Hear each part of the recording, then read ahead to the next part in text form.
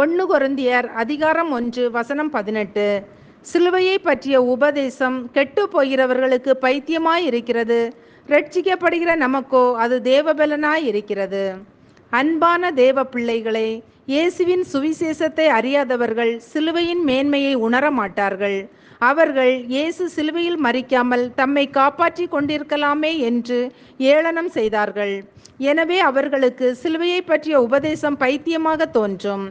ஆனால் சிலுவையின் மேன்மையை பற்றி அவரை உண்மையாக உள்ளத்தில் ஏற்றுக்கொண்டவர்களால் மட்டுமே புரிந்து கொள்ள முடியும்.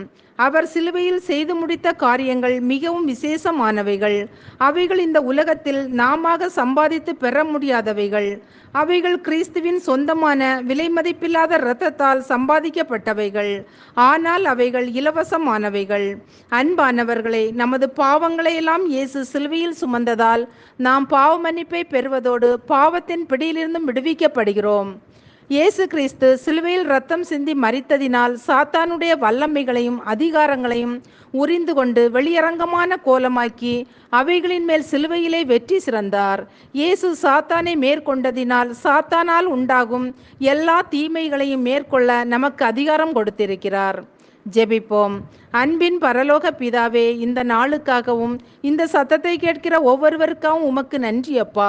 உமது சிலுவையை நோக்கி பார்த்ததின் நிமித்தம் நாங்கள் ஒவ்வொருவரும் பாவங்களில் இருந்தும் சாபங்களில் இருந்தும் வியாதிகளில் இருந்தும் விடுதலையை பெற்று கொண்டது போல நீர் உருவாக்கின ஒவ்வொரு ஜனங்களும் உமது சிலுவையின் மேன்மையை உணர்ந்து ரட்சிக்கப்பட வேண்டும் என்று ஜெபிக்கிறோம்.